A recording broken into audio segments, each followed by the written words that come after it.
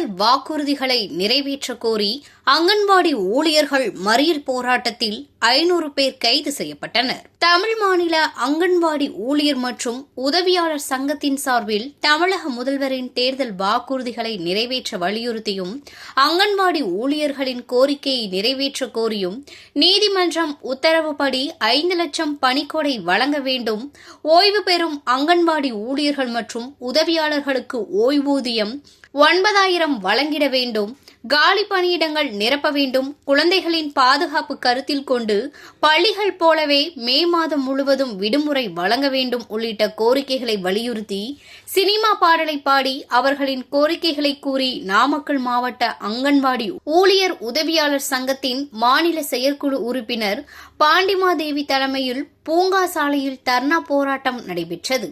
இதைத் தொடர்ந்து மறியலில் ஈடுபட்டனர். இதில் 500 பேரை கைது செய்து போலீசார் வேனில் ஏற்றி தனியார் திருமண மண்டபத்தில் அடைத்தனர்.